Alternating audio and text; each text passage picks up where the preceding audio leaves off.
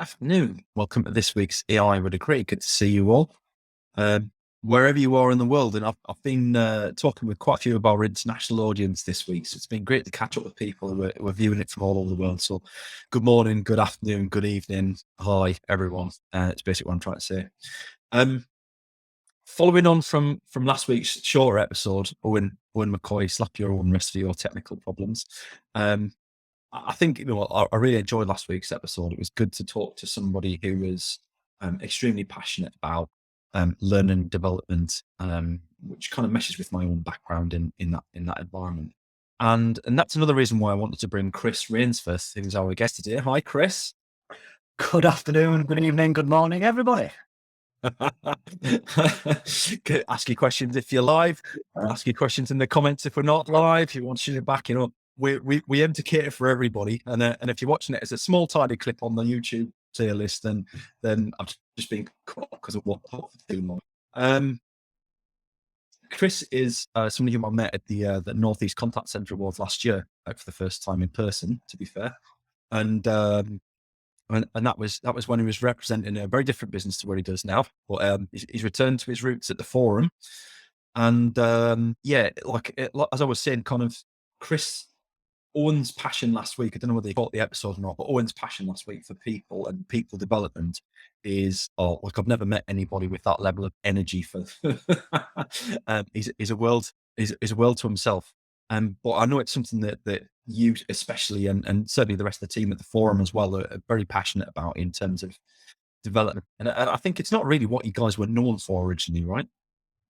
No, so we've evolved over the years. So we've been going 22 years, right? 23 years coming up. And Don't look it's as an organization, it was all about understanding how do we professionalize the industry, but from a supporting perspective. So resource planning was the key thing that we started looking at, but resource planning across, how do we make planning a profession? How do we understand people? How do we understand demand? How do we make sure we've got the right capacity? All those great things. But then the industry evolved over the years. So as the industry evolved, we evolved, right, into what we now like to think is a kind of learning organization. And our passion is based around understanding how organizations are starting to do things differently. We want to surface those stories. We want to share those stories with the broader industry. We want to paint our industry, which is a brilliant industry in contact centres, in a really positive light, and get people to think differently about how they operationalise change, how they operationalise development, how they actually drive forward performance in a way that's going to impact not just the customer, but their employees and their stakeholders and all that good stuff. We are really passionate about just making sure the best of the contact centre industry is highlighted and showcased. And I think there was an interesting bit that you said there around storytelling, and I think that's key, right? And I think there's a lot of industries that don't do storytelling very well. Retail generally does it quite well, but it's certain brands and not other brands. And I know, like, obviously, I interviewed Lee Bovington from Nike on here before. Lee's an amazing storyteller, and I know it's something that's definitely like burned into the culture there at that business and that brand. Do you find that kind of helps bring people on that journey with you, Chris, when you start telling those stories and enlightening people? 100%. And we advocate complete through all our learning, all our kind of training materials, our learning. One of the things that we ask everybody to do, we've got a specific module or box set of kind of learning that's focused on telling the right story. So whether you work in planning, whether you work in insight, whether you work in quality assurance or you're operational, how do you tell the story of your role? How do you tell the story of the information that you're trying to provide because you want people to react or behave or take an action that's going to make the change that you need to make to improve performance or whatever it might be? And storytelling underpins that. We're a massively data-rich industry and we get lost in the noise far too often because there's so much of it. We just get lost in it and we focus on the wrong stuff. So by being able to surface the story and drawing the emotion of the person that you're telling that story to make them want to go away and make a difference is paramount if you want the changes to happen. Do you think it's a byproduct of having gone from? I mean, I guess there was a substantially less data 20 years ago when I was working in a contact center compared to what there is now. And do you think it's like the industry's kind of been a victim, a little bit like retail has, of, you know, originally it existed in a data desert and there wasn't much data whatsoever, and you struggled to get hold of anything or tie anything together to make a story. And then very, very quickly went to the other end of the extreme, and everybody got flooded with data, but the skills didn't really keep up. You think that's kind of part of the problem? To a degree, I think there's two bits, right, in my mind. So if you take, I've been doing this 25 years, contact centers, whatever. But if you look at what data was available when I first started, it was the data that drove the targets that we see, kind of detrimental targets today. And I'll come back to that in a second, right? So the only data that was available to us might have been call data, right? Might have been things like handling time, might have been things like how many calls have come through, what's been answered, what's been abandoned, all that good stuff, which allows us to give us a basis of kind of planning and that type of stuff. But there wasn't that much data available. So that data that was available kind of created the foundation of the call center we've got today. So where we get to a point now where technologies come along that allows us to interrogate data in a different way, capture data in a different way, we kind of go from a point of going, not having enough. So we create a culture and a way of working based on the data that's available to us. We've now got loads more data, which is actually better data, more useful data, more usable data. We find it hard to take away the old stuff that drives the bad culture, the bad behavior, the bad kind of outcomes. So we've kind of gone that way. And now it's more around changing mindset around how data is utilized in an organization to drive the right decisions that you need to make. So I think technology has enabled us to do things differently. I think technology has probably gone a bit further ahead of our capability to keep up with it. Or, I mean, you know, one of the things that we discuss internally is it that the technology's gone too far advanced to the people, or is it that we're still trying to create technology that is just technology for technology's sake to an extent?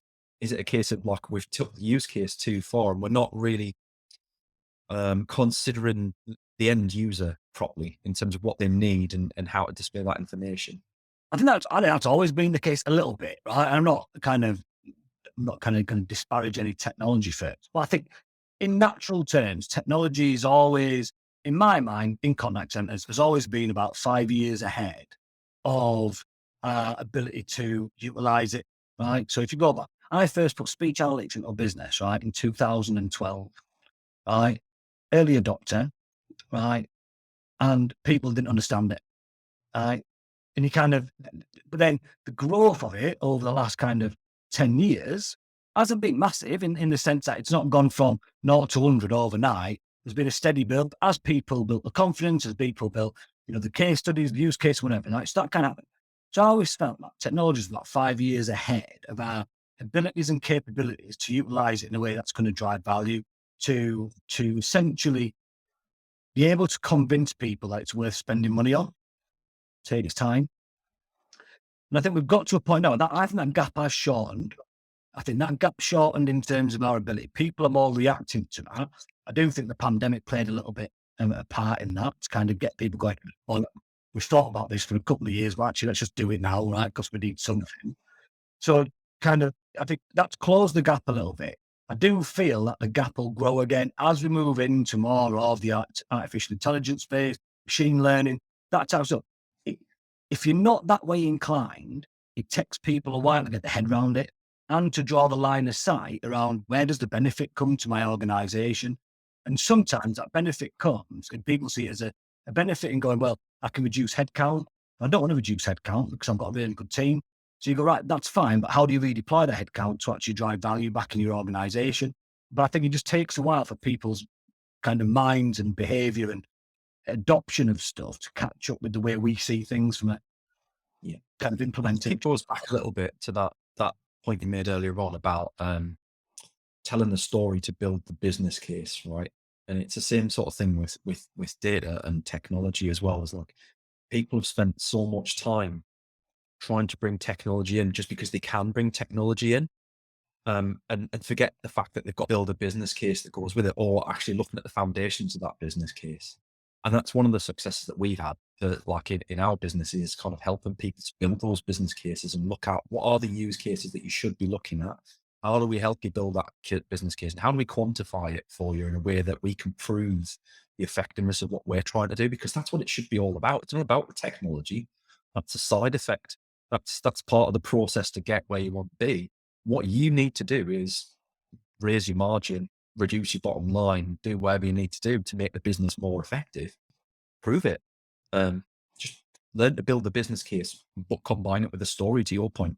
Yeah, we look at it in a way where this is, we don't advocate, we don't seem to advocate technology. What we don't is kind of we go, right, actually, the contact center and your role within that, there is some, defined principles really that you can make your job work, right? Technology will come along, which will help you and enable you to do your job better or differently and give you a different outcome.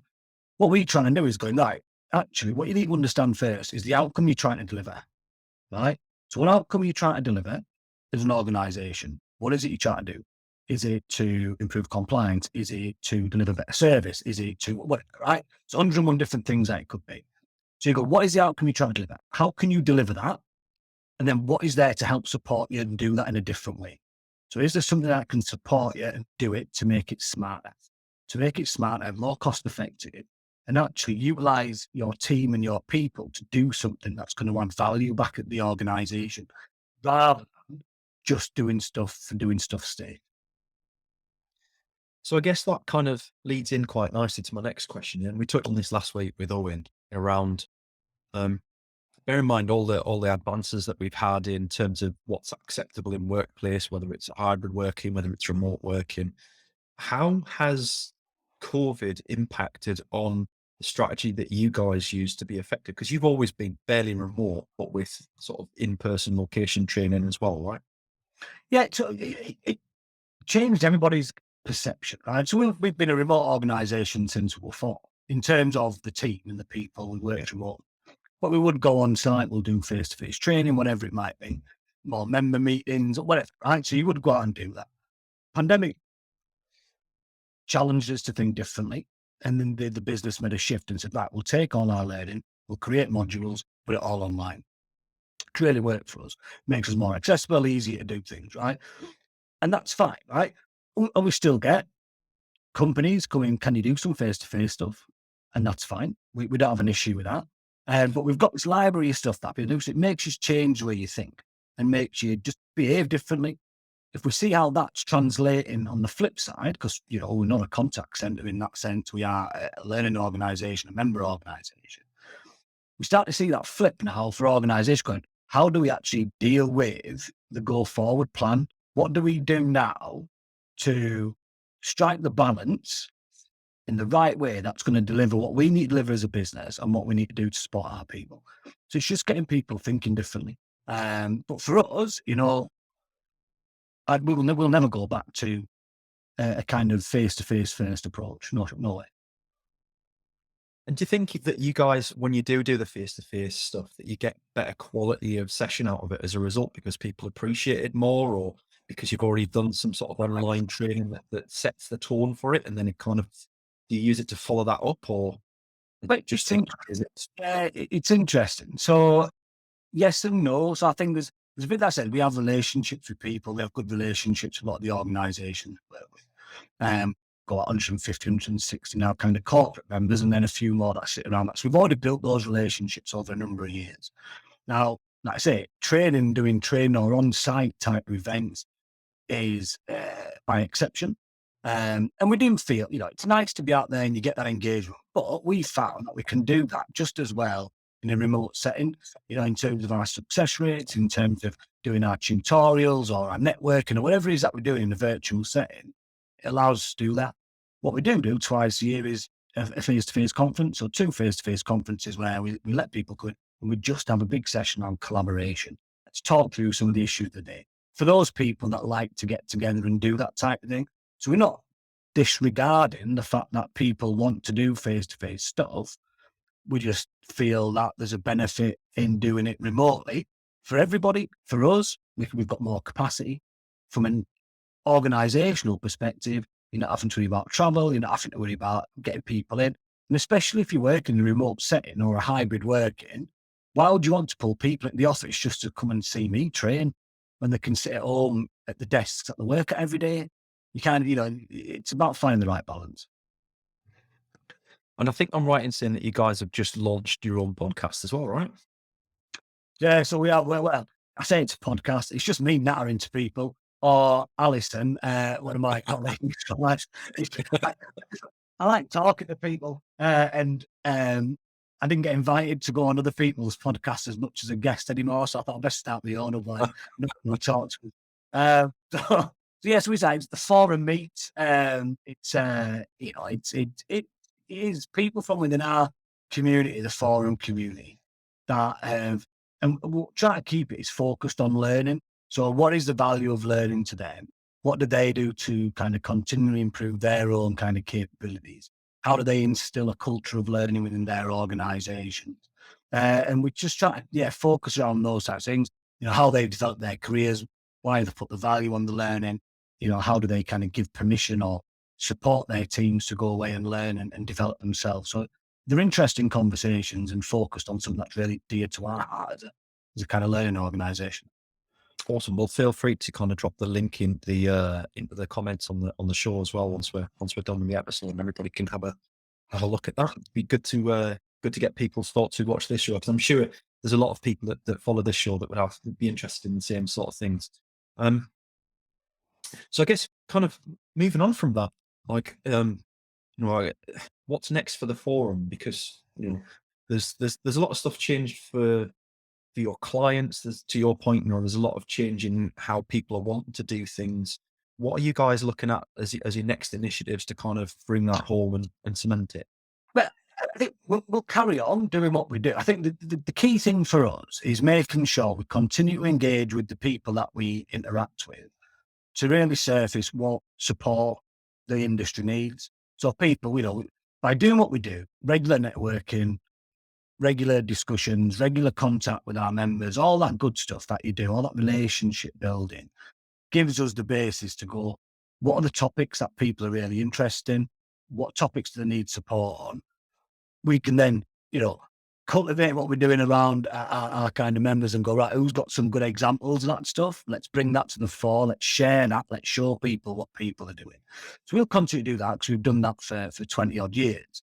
I think the key thing for us is making learning more accessible. So we're just in the process of launching a more accessible learning management system. So all online. So rather than being embedded within our website, we're now going to invest in a proper learning management system. We've got a couple of our assisted learning pathway cohorts started on it at the beginning of September. There's kind of the testing phase. Start to make learning more accessible, where people can pick the modules what want to do and kind of go ahead about it. So we've got all those things about just developing our capability to deliver the demand that we need to deliver for people that want to learn about stuff. So, making sure we're keeping on top of the topics, the kind of things that people want some support in the learning, and we'll continue, striving to find that best practice and sharing it with the wider industry. It's what we do. Yeah, it's been great getting to know you guys. Obviously, I haven't been in the industry all that long, and it's been nice for me to kind of speak to a few of you guys and kind of get to know, pick your brains a bit, I guess, and understand what you guys are seeing.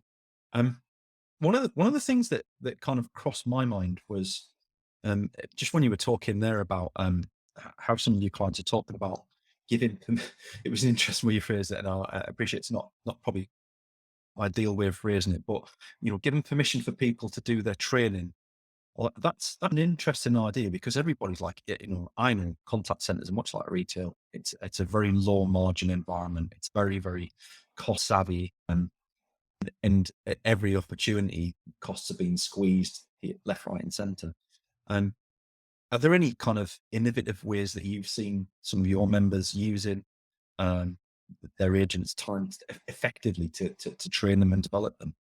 Well, it's planning for it, right? So the key thing is we plan for it. And then when we plan for it, we then allow that plan to, historically, and Still happens, right? It still happens. But historically, what would happen is you'd go, right, here's your schedule. In that schedule, you've got your offline times, you have your breaks, your lunches, your whatever, right? So you have that offline. Then you might have a little one-to-one with your team leader, or you might have a team meeting, or you might have a bit of training, all built into your schedule, right? And then demand comes in, starts to spike, and then they go, right, cancelling all offline time, right? So at that point, you're devaluing someone's development. You're just devaluing it. It's not important. At that point, you're telling that person their development's not important, right? So the way we look at it is going, if you're going to do that and you're going to plan for it and you're going to invest in people to develop, that time has got to be protected. If you want to be the best in your industry, and you see all these strap lines and all these organizational strategies that say, we want to be the number one for customer service in the telecommunications industry, or we want to be the number one for this, right? And if at every point you cancel people's development time, how are you ever going to get to number one? Because you're never going to get there if you're not investing in the people, right? You're never going to, if you don't invest in the people, you're never going to get there. So people that do it right recognize the value of an individual's development. And that's part of their development strategy. They've got that strategy in place that says, this is what we're going to do. And we're going to commit to so much time, whether it's mandated learning that we need people to learn because of the job that they do, whether it's giving them the time to do some self-directed learning, giving them the kind of options that are available to them and go, here's what's available to you. This is, it could be us and say, go and do a module through the Forum Learning Academy. It could be people using LinkedIn Learning, whatever, right? We're saying this is what's available. If you want to go and learn something, go and learn it. And I talk about permission to learn. It's that thing of going, when we're not going to stop you wanting to develop your skills and capability. So don't use that as a barrier. If we stop you doing it, that's our fault. But actually, we'll make sure that time's protected for you to go away and learn. And that's the only way it starts to become an embedded part of your culture. And that if you want to drive that performance culture, that's the only way to do it, is to make sure that time's protected for people to go away and do it. More and more, you see people removing that time. And that's when you start to see the issues of people going, I don't want to work here anymore. It's not for me. Yeah. And I think as an industry, like it's time for the industry to own that churn rate and retention rate. I think people are smart enough to it, without a doubt. People have realized that there's a problem there. And I think, to your point, it's been magnified by what's happened over the last couple of years. People are now much less likely to tolerate it. But on the flip side of that, as we were discussing before the show started, economic times are hard and people are now going to feel trapped in their business. They're going to feel trapped where they are because they're not going to want to take that jump anymore, or they might. And where does that leave people? It's going to lead a lot of people to some desperate positions. We talk a lot about vulnerable customers. If vulnerable customers are up to 53% of the UK adult population, so are vulnerable agents. Conversations are going to get difficult, right? No matter how no matter what industry you're in. So if you work in agent now, you're having some awful conversations, right? As an agent, you are. If you work in banking, you're having some awful conversations. If you're all these people that's had a phone call this week saying we're pulling your mortgage off, whatever it is, right? There's some awful conversations going there. If you work in the emergency services, right, as the cold snap kicks in and people are putting the heating on, and whatever it might be, you're going to be getting some awful conversations. So we need to be in a position that allows us to make sure we've got the support for our agents and advisors to deal with that level of there's going to be anger and there's going to be emotion and it's going to be really difficult. And we talked about it before. That says we kind of drive the way we work is driven by the choices that we make as an organization. And we said, people are being more savvy now, and it's nice to see that people are looking at packages as opposed to, what do we do?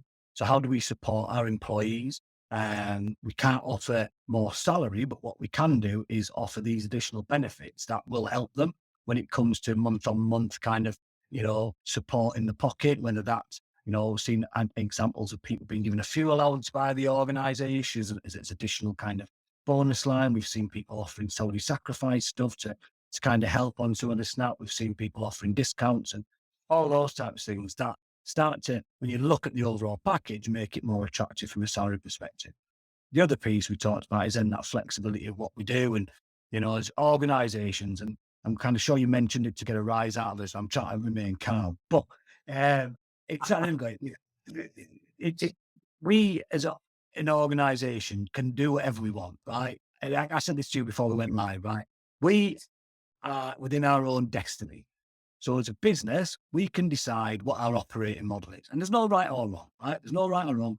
If you want to be fully flexible, remote working with self-scheduling and all that good stuff, that's fine, right? You can do that. If you want to have people and mandate people 3 days a week in the office or full time in the office with a set shift pattern with no ability to shift slide or so, that's fine. You can do that as well, right? But whatever decision you make, accept the consequences of those actions that you take, because if you then start to struggle to retain your staff, if you then start to struggle to attract people into your business because what you've got isn't being supportive, then don't moan about it. You can't moan about it. You've made that decision. That's a consequence decision. If that's the way you want to operate, it's fine.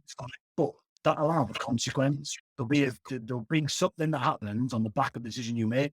And that's for everybody. Not everybody wants to work remotely. They will be attracted to in-office jobs, right? That's part and parcel. But then a lot of people don't want to work in office. So they'll be attracted to jobs that offer that remote element. So there's not going to be a one size fits all. We can't do that. My always is to sit back and go, just give choice. Just offer choice and offer a level of benefit that's going to make it attractive. And then go back to the learning point. If you've got a good development and skills development strategy within your organization that supports people going through that, they are more likely to remain within your organization. If they're engaged with their learning, if they're engaged with their development, if they're engaged with their performance, they will more likely stay regardless of kind of other things. And I think it's finding the balance between it all is the difficult thing. I'm not saying it's easy. I'm sitting here and being really blasé about it, right? Because I'm not doing it. I can advise people and talk to people around what we see people doing and what works, but you've got to make that decision as an organization. But the decision you make will have a knock-on effect, and just being aware, just being prepared for that is kind of where you need to be. And I think kind of going back to join up where we were before as well, like there's a big part of it isn't just around the package and the planning and things like that. It's also about the environment that the agents themselves are in. Yep. And we're a big proponent of, like, controversially, like internally, there's quite a few of the team that are quite a big fan of scripting, right? Like I can't sit on the fence. I understand both sides of it. I've seen it done really well. I've seen it done really badly. I know, like, our view on it is slightly different to what the traditional view is of just kind of robotic scripting. We don't kind of want to encourage that. But, when we talk about empowerment and agents being able to separate their logical side of the problem that they're dealing with from their emotional side, and giving them some breathing space. And they might have like a framework or a script to kind of fall back on, but being able to separate that out so they can spend mentally some time thinking about how they deal with the customer from an emotional standpoint, listening to them, hearing what the customer's saying and empathizing with them. And from an agent's perspective, that, for me, if it's done the right way, it kind of feels like a really good differentiator from a lot of the experiences that I hear talked about out there. And combine that with being able to understand your own tricks, like we were talking last week, like, why should it be a surprise when an agent gets to their coaching session at the end of the week or the end of the month or the end of the quarter? Why is their performance like a surprise to them? Like, they should be able to see that for the entire time that they're in business. Every day, real time. Right? If you do it right, you should be able to see how you're performing at any point.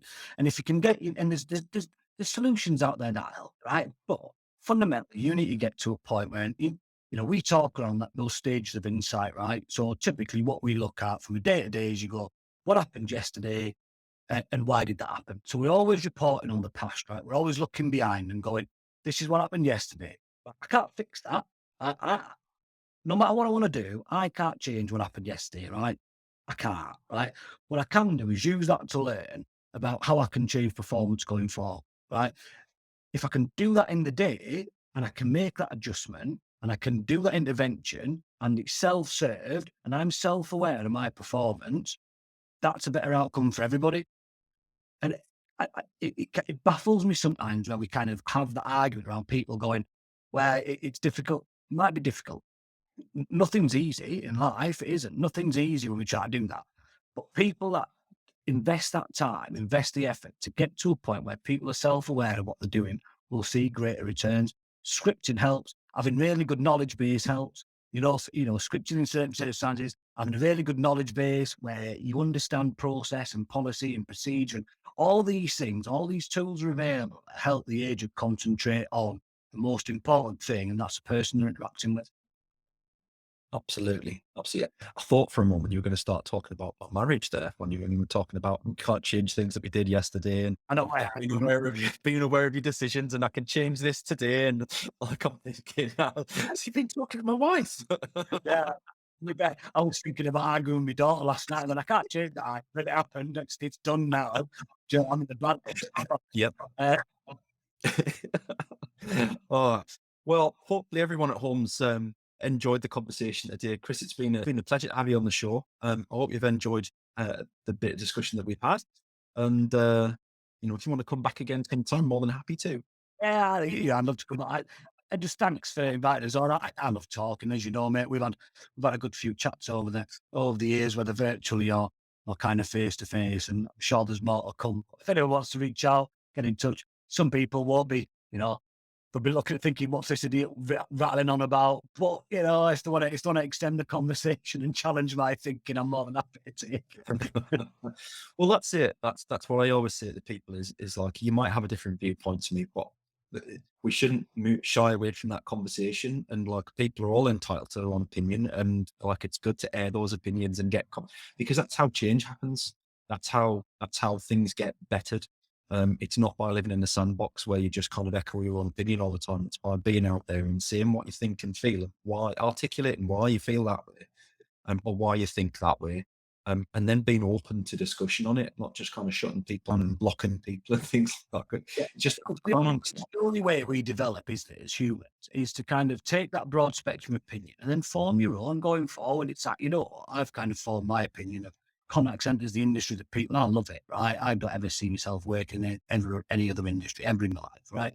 I love it. I love the people. I love the kind of innovation. I love the thinking. I love what people do within the industry. We solve problems. We solve problems every day, and it's brilliant. Right? It's phenomenal.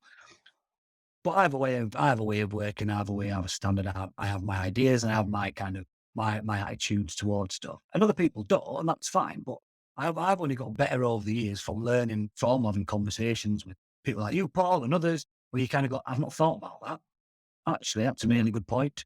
I'm going to take that and I'll kind of percolate it, and then I'll probably regurgitate it further down the line. Do you know what I mean? No such thing as an expert, Chris. There's no such thing as an expert. Absolutely. Fantastic. Great show. I'm going to have to draw it to end there, but everyone at home who's watching it, hope you've enjoyed. Feel free to drop some questions in the comments if there's anything that comes to mind that you'd like to ask Chris or myself. And definitely feel free to reach out and connect. Thanks, and I'll see you next week. Next week. Good point, actually. Next week, guys, we're going to be broadcasting from the Modular Analytics Company's own company page for a first ever LinkedIn live stream from there. We'll be interviewing Glenn Jones, who's head of customer success for us. It's his first. I think it's his first webinar appearance ever. We took him out of the little cupboard that he lives in. We've improved his customer success scores. And he's going to share some experiences with us. So hopefully we'll see you on. Is it a different channel? I don't know. It feels like I'm advertising BBC instead of ITV here. But we'll see you next week at the same time, same place, Thursday at 3. See you there.